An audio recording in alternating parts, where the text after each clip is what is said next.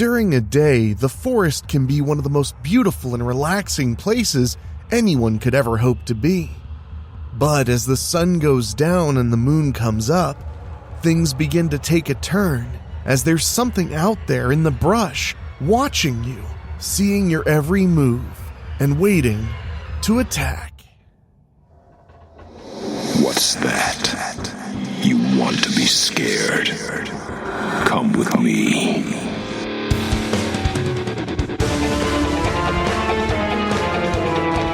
You will experience tales of horror, ghosts, and death. It is not recommended for the weak at heart.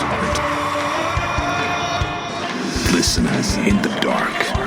It's more fun that way.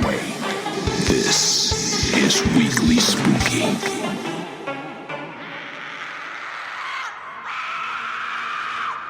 Hello, my spookies. It's Wednesday, and you know what that means. It's time for a little spooky in your weekly. I'm your host and narrator, Enrique Couto, and tonight we have quite the terror tale to titillate you.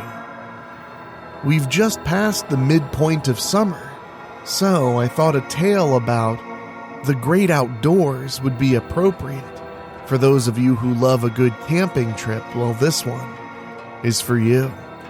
But before we get to the story, I want to say a big fat thank you to all of you who listen, especially in the summer months when many people aren't in the headspace of Halloween, but of course, you are as spooky, just like me, and every day should be as good as Halloween. And please make sure you're subscribed on your favorite podcasting app because things are only going to get more spooky as October approaches. In fact, we're going to do 31 shows in 31 days in October. So, whether you're on Apple Podcasts or Spotify or any other podcasting app, please make sure you are subscribed. And while you're there, if you want to help the show out in a very direct way that won't cost you a single penny, just leave us a 5-star rating on Apple Podcasts or Spotify. We sure do appreciate it. Also, we sure do love to read your comments over on Spotify. So don't be afraid to leave us a little something to read. I promise I won't bite. Well, now, my friends, it's about time we head into the story. So a quick reminder, at WeeklySpooky.com you can find out everything you could ever want to know about the show, including how to sign up for our Patreon and help keep the spooky going and going and going. But now it's about time we go on a camping trip. I hear the weather is killer. We'll get to that right after these quick words.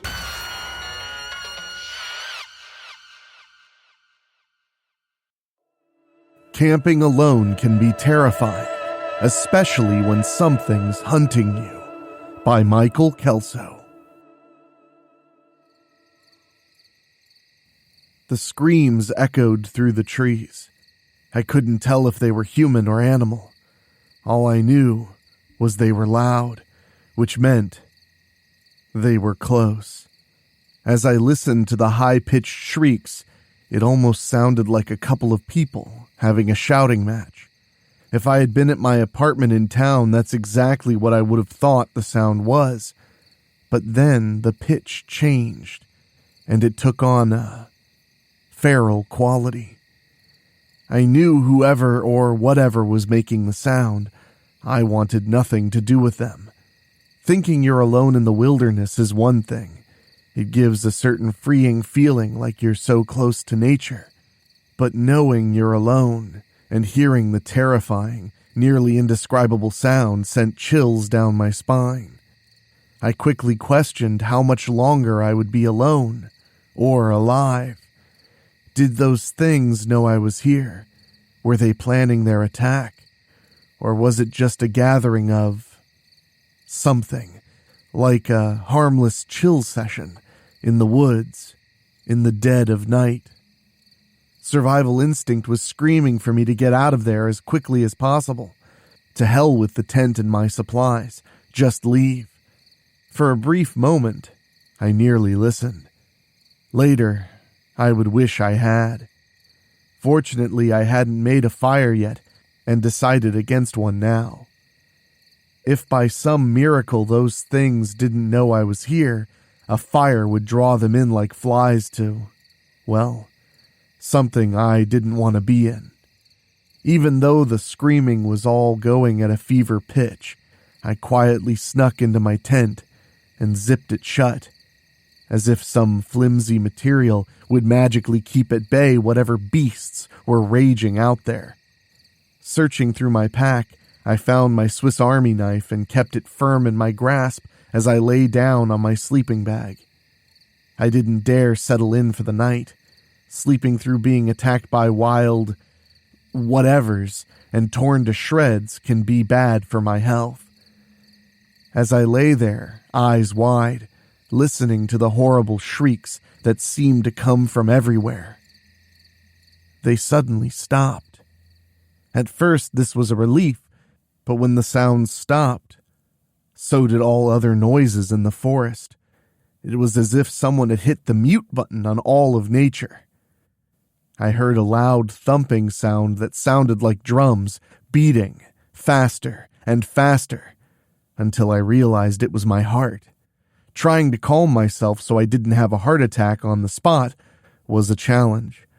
I tried to think of calm, blue oceans and sunrises, of beautiful things that had nothing to do with the situation I was in. Apparently, I did my job too well.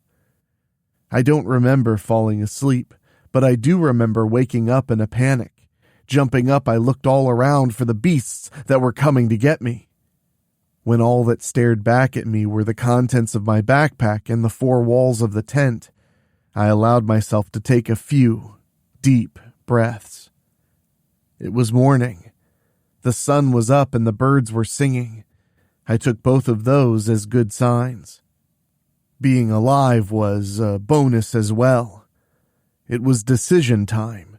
Do I pack up and cut my trip short by 2 days, or do I write off last night's incident as a rare occurrence and not worry about it today, in the daylight, as the sun's rays bathed me in warmth? It's funny how fear manifests itself so much stronger at night. Last night the forest seemed like the most horrifying place I'd ever been. Today it looks like all the beauty of nature is spread out before me. I couldn't imagine anything bad happening in such a picturesque place. As I looked out over the clearing in the woods, I saw a large dark spot that was moving towards me. I dove into my tent and emerged with a pair of binoculars. Peering through them, I saw the spot was a bear, and it was headed my way. So much for nothing bad happening in nature. My plan of action was to hide and hope it went away or turn down another path before it got here. That plan didn't work out so well. Within 15 minutes, I could hear it snuffling around the campsite looking for something to eat. I hoped it wouldn't be eating a fresh camper. The can of bear spray was firmly in my hand with my white knuckles clenching it. Having it was one thing, using it was another. That was my last resort. Spray and run. The sniffing got louder, and I could see the bottom edges of tent being pushed in by a large nose. My knuckles grew a little wider as I followed its progress along the edge and around the tent. And then there was a pause. A dreadful pause. The kind of pause that horrible decisions are born from. I was contemplating my own horrible decision when the sniffing started again, this time leading away from the tent. Breathing a cautiously optimistic sigh of relief, I opened the tent flap just enough to see the bear lumbering off into the woods. Again, I held a silent vote. Just like the song said, should I stay or should I go? I'd only been camping up here once before, but I didn't remember it being this dangerous. Maybe I just got lucky last time. Not wanting my luck to run out, I packed up my tent and got ready to leave. The sun was already high in the sky, leaving me just a few hours to hike out what took me a full day to hike in. I looked for bear tracks to see which way it had left, but the ground was so dry there was nothing to see. Crossing my fingers, I headed out on the trail hoping it had gone some other way. It was easy going, making the terror of last night fade even more. I still kept a wary eye for the bear, though. No use in getting so caught up in nature that I ignore her dangers. After around an hour of walking, I found a large rock on the side of the trail and decided to take a break. Pulling out a granola bar and a bottle of water, I looked around as I snacked. There was a clearing in the woods and a rough path leading to it. It wasn't any official path, just one that happens when a lot of feet go the same way and tramp down the foliage. There was a faint whiff of smoke coming from the clearing, but I couldn't see exactly what was causing it. My curiosity wanted to see what was there, but my common sense said no way. In the end, curiosity fought dirty and said the smoke meant there had been a fire, and the ashes could blow into the trees if the wind picked up and cause a wildfire. It was a good point, even though the wind was uncannily still at that moment. I took a quick look around to make sure the bear wasn't sneaking up on me, then started down the narrow path. The trees blocked out some of the light as I headed down the path toward the clearing, making me literally descend into darkness. It wasn't a good feeling. My eyes darted around, looking for anything out of the ordinary, and I slowed my pace. Then, suddenly, the trees opened up and daylight shone brightly on the clearing and the remnants of a fire with a wisp of smoke still rising. Whoever had made it had been dangerously uncaring about the safety of the woods. The fire sat right in the middle of a patch of grass with no ring of stones surrounding it. My ire rose at the carelessness of this person. I found myself wishing very bad things on them when I noticed something else. There were splotches of red all around the fire. It was like someone had spilled red paint all around. It was strange. Why would someone bring paint out here in the middle of the woods? I stalked around the other side of the fire looking for the answer to this mystery. Unfortunately, I found it. There was something pale sitting just outside the burnt grass of the fire.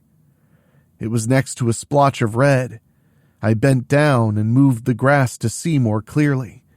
Picking it up, I saw it was a severed human toe. I dropped it and stood up like a shot. The red splotches made sense to me now. They weren't paint. They were blood. A chill ran down my spine. I suddenly felt very alone and surrounded.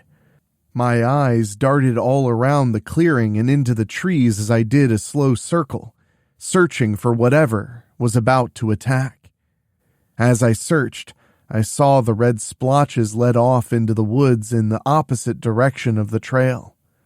Curiosity tried to get me to follow, but I told it to shut the hell up and hightailed it out of there, my head on a swivel, searching for threats. Just as I was about to reach the main trail, I literally ran into the bear. I'd been so busy watching behind me for whatever might be chasing me that I didn't see what was right in front of me. It turned to face me, showing its red teeth. Then it stood on its hind legs, dwarfing me, and roared. I wish I'd worn brown pants because I soiled myself in fear. I was so terrified I didn't move. I couldn't. I was paralyzed. It dropped back down onto its front legs and approached me, teeth bared. I knew right then it was responsible for the screams and the dismembered toe. The only thing I couldn't figure out was the fire. I'd never heard of bears being able to start a fire. This was unfortunately the last thought going through my head before being eaten. It sniffed and took a step back. If I'd known dropping a load in my pants would save me, I would have done it last night. As I looked into the eyes of my death, it wasn't looking back at me. It was looking past me. I wasn't sure what kind of trick this bear was pulling. It wasn't like it had to fool me or anything. It had me dead to rights. Curiosity made me turn and follow the bear's gaze. I instantly regretted it. Standing near the clearing was a monster. It was like nothing I'd ever seen before. It stood on hind legs, at least 8 feet tall. It had the horns of a deer, but the face looked like a deer's skull with no skin on it. Its shoulders were covered in what looked like a cloak made of another animal's skin. The bear let out a deep growl, full of menace. I took the opportunity to back away and allow the bear a clear path to its adversary. It glanced at me for a moment, then started toward the monster. As soon as it was past me, I dropped my pack and ran down the trail with every ounce of speed I could muster. It didn't matter that my car was miles away. It didn't matter that there was no way I could sprint all the way there without collapsing and having a heart attack. Just then, I heard the fight. If you thought that was scary, just you wait. Weekly Spooky will be right back. The growling, roaring, slashing, knocking trees down fight that would have been awesome to watch from inside a bunker with 2-foot-thick concrete walls. Just me alone without a rocket launcher to defend myself, there was no way I was sticking around. I ran for a solid 10 minutes before the stitch in my side told me I had to at least slow to a walk. I didn't dare stop. I knew I had to keep moving. It was my only chance of surviving by some miracle. The sounds of the fight echoed throughout the trees, making it seem surreal to hear it, then hear it echo back again. It sounded like the fight was slowing down. I hoped it would last a little while longer. Maybe whichever one would forget about me or be too tired to track me down.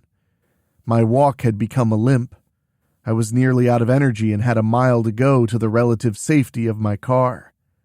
Surely by now I could take it easy. As the thought rolled through my brain, the sounds of the fight ceased. The fading echo was all that remained. I wondered which one had been victorious and comforted myself that the victor was surely enjoying the spoils by feasting on the fallen adversary.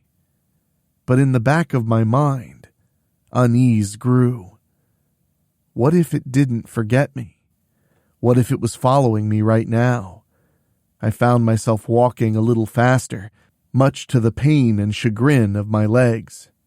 The silence that fell in the aftermath of the fight was disconcerting. The animals around me had been chattering away. Suddenly falling silent was alarming. I started jogging, each step a new exercise in pain.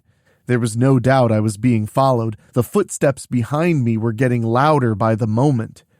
My car was in sight. I was almost free. The footsteps behind me were very loud now. I knew it was right behind me, but I didn't dare look back. Run. Don't think, just run, my thoughts screamed at me. Even my curiosity had no desire to look back. 10 steps from the car, I dug in my pocket looking for my keys.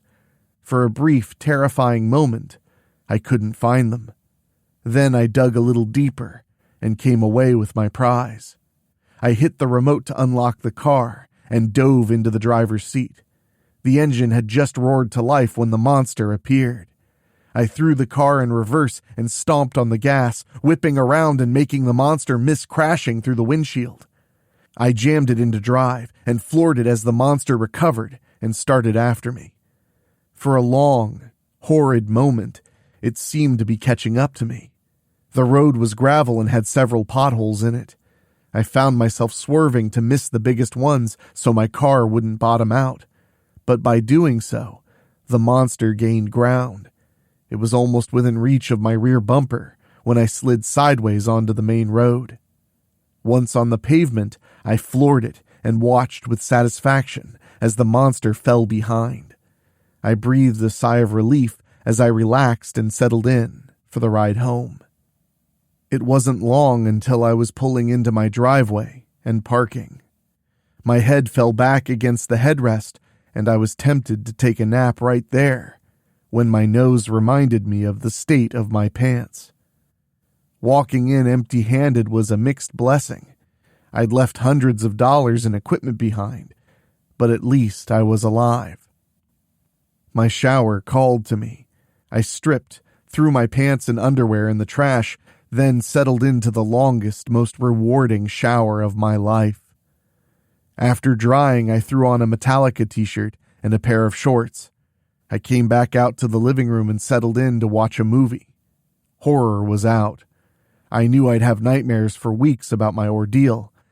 I decided to watch an episode of Wipeout. 3 episodes later, I found my eyelids fighting gravity and exhaustion. Heading to bed, I turned out the lights and stepped up to the living room window.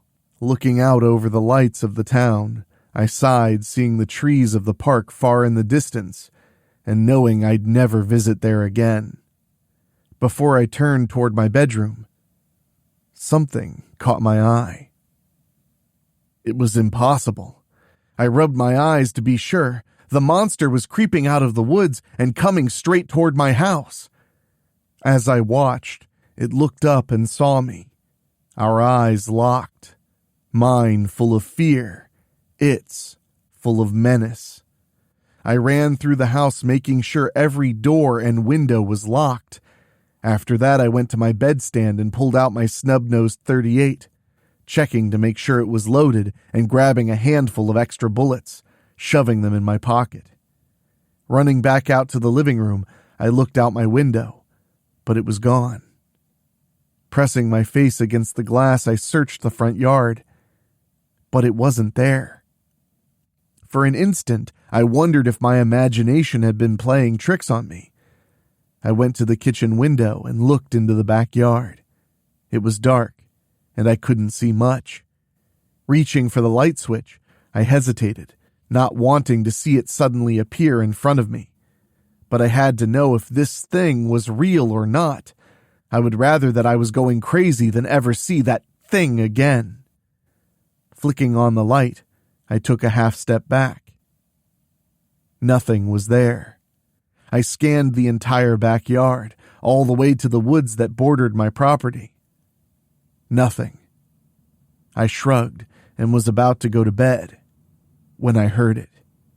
My foot stopped on the first step, and I turned back toward the door. Someone, or something, was scraping against the front door. Feeling like I was in a trance, I was drawn to the door, leaning up to the peephole. I closed my eyes and breathed a silent prayer that nothing would be there. My prayers were answered. There was nothing out there. As tempted as I was to just accept this audible hallucination, my shaking hand reached for the doorknob. The distance between my hand and the door seemed to fade, like one of those scenes in a horror movie where the camera zooms in while going backward. I turned the knob and held my breath while opening the door. Nothing was there. I released a breath I didn't realize I was holding. Looking around, the yard was empty, just the evening mist clinging to the lawn. My imagination had gotten the best of me. I turned to go back inside and saw the door and door frame had long scratches on it. My blood froze. It was real. It was here. It had tracked me down. As terror gripped me, I saw a flash of brown fur an instant before it charged me. In sheer desperation, I fell back into the door just as it hit the doorframe. Its antlers slammed into the frame, sending splinters flying as it struggled to get loose from the destroyed wood. I lay on the door, watching in grim fascination, stunned by the fact that it had missed gouging my eyes by a mere fraction of an inch. The doorway had saved me, the same doorway that was rapidly disappearing under the monster's onslaught. I regained myself and ran. As I darted through the living room, somehow I had the presence of mind to grab the house phone and dial 911 as I headed down the basement steps, slamming the door behind me. 911, what's your emergency? Came the lady operator's voice. I'm being chased by a monster who's trying to kill me, I said, vaulting down the stairs. I'm sorry, could you repeat that? I'm being chased by a monster who is trying to kill me. Are you talking about a person? No, what do you not understand about the word monster? I shouted. All right, it's my duty to inform you that prank calls will be reported to the police, and you could face charges. Fine, send the cops. Maybe they can fight off the monster long enough to put me in cuffs. The line disconnected. Son of a... I said as I heard the monster stalking around inside the house. I squeezed myself into the far corner between the wall and the oil tank and tried to be as quiet as possible. Barely breathing, I listened to its measured steps as it crept from room to room. The floorboards complained with loud creaks, telling me this thing weighed considerably more than me. I heard it turn toward the stairs and thought about making a run for the cellar door that led outside when my phone rang. Hello? I whisper-screamed, trying to be as quiet as possible. Is this the person who just dialed 911 about a monster? Yes, who is this? There was a pause as I heard the footsteps change direction. I'm from another agency, he said. Could you describe the monster for me? So you're from one of those 3-letter agencies that always say they don't spy on our phone calls? Could you describe the monster for me? It's huge, I whispered. At least 8 feet tall, covered in fur, and wearing the fur of another animal over its shoulders. Oh, and it has antlers like a deer. I heard a sharp intake of air. Where is it? I gave him my address. I mean, where is it in the house? It's on the 1st floor, and I'm in the basement, I whispered. But I think it's coming down here. Just then I heard the basement door open. Gotta go, I whispered, then hung up the phone. The basement stairs groaned under the weight. I hoped that the wood would collapse under the weight and it would fall, snapping its neck. No such luck. The stairs creaked as it continued to the bottom. I had to duck in this basement, so I was sure it was on all fours to keep from getting tangled in the rafters. My heart pounded. I struggled to keep my breathing quiet so I wouldn't give away my position. The chuffing of the monster's breathing was getting closer. I wanted to close my eyes, but had to know when it came close enough. Instead, I reached into my pocket and pulled out the gun, aiming it at the corner. I waited. The skeletal snout appeared, but I didn't shoot. The shot would just bounce off the bone. I wanted to hit something more vital and hope that I might somehow survive. The rest of the bony skull made its appearance and went by without noticing me. Next came the neck and the rest of the body. I wasn't sure where this thing's vital organs were, so I held off, hoping that it might not notice me at all. Those hopes were dashed when it sniffed, then whipped around and stared right at me.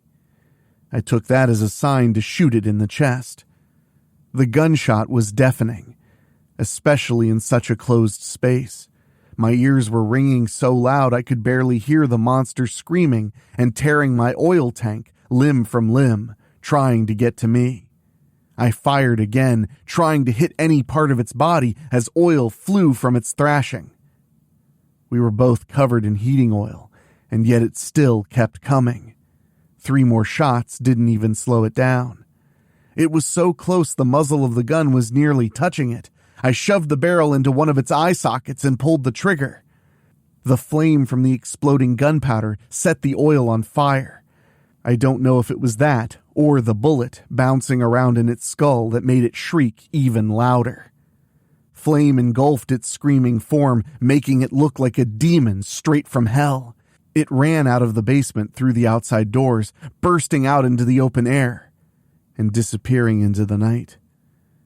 I was so relieved I didn't notice right away that I was on fire. The oil had splashed on me and had ignited when the monster caught on fire. I tried to push my way out quickly, but the monster had shoved the tank closer to the wall, pinning me. The fire devoured the oil on my clothes and my bare skin, making me scream in agony as I tried in vain to get away from the fire. This was it. I would die this horrible, agonizing death, trapped in an inferno. The monster would get its revenge and not even know it. Maybe once it extinguished its own fire, it would come back and devour what was left of me, like a well-done steak. I must have been hallucinating. Could have sworn a cloud enveloped me just before I died. I woke in a white room with an annoying beeping sound that wouldn't stop. There was a smiling face in the corner staring back at me, attached to a man I'd never met. "How are you feeling?" he said, stepping over to the hospital bed. "Am I dead?" I rasped. "Not yet," he chuckled. "It was close, though. If we hadn't gotten to you when we did, you'd have been a shish kebab." I tried to lean up, but pain put me back in the bed. "Yeah, you're not going to be taking any hiking trips for a while," he said. "You've got burns all over your legs that'll need some time to heal." "I'm never going hiking again," I said. "Are you the guy I talked to on the phone?" "Yeah. Do you mind telling me the rest of what happened?" he said, pulling out a pen and notepad. "Sure," I said, shrugging. "Since you saved my life, it's the least I can do." He pulled his chair over and got comfortable. "What happened to the monster anyway?" I said. He hesitated. "It got away, didn't it?" "Yeah," he said, lowering his head a little. "We lost the trail after it extinguished itself, but don't worry, we'll find it." I didn't comment on my opinion of the competency of government agencies out of respect for the man who saved my life, but suffice it to say, I wouldn't be sleeping very deeply once I got home. "Where would you like me to start?" I said. "The beginning is always a good place." Well, my spookies, I hope you enjoyed this week's story as much as I did. Part of me thinks the creature might have been the Wendigo, but I am very partial to the Wendigo, so don't take what I say as gospel. Believe you me. Also, I want to say a huge thank you to everybody who's been signing up for our Patreon. That's right, we have a Patreon where if you pay as little as $1 a month, you get 2 bonus shows every 30 days. There are over 100 spookies already signed up, so if you've been debating it, now would be a wonderful time to have you on board. It really does help the show out immensely, but you don't have to spend any money to help the show out. Share the show with a Halloween-loving friend and I'll be very, eternally grateful. But I do appreciate our Patreon backers very, very much. I've been working like mad to make sure we're ready for this big October where we're going to be unveiling 4 novellas and so many scary stories. I don't know how anyone could ever hope to be prepared. But before we get out of here, I want to say an extra special thank you to our Patreon podcast boosters, folks who paid just a little bit more to hear their names at the end of the show. And they are Johnny Nix, Jenny Green, our latest backer, Amber Hansford. Congratulations on all your accomplishments, Amber. Brent McCullough, Karen Weemet, Jack Kerr, and Craig Cohen. So if you want to join us like Amber Hansford did in hearing your name at the end of our show, all you have to do is go to WeeklySpooky.com, click on Patreon, and select a tier at $15 a month or higher. We really deeply do appreciate it, but now it's time for me to get back to work because there's so much more fears for your ears to come. So for myself, for my executive producers Mark Shields, Rob Fields, and Bobbletopia.com, my producer Dan Wilder, and my composer Ray Mattis, I will be talking at you later. So, stay out of the woods. Thank you for listening. Make sure to find your way back next week. But for now, you are safe. Trust me.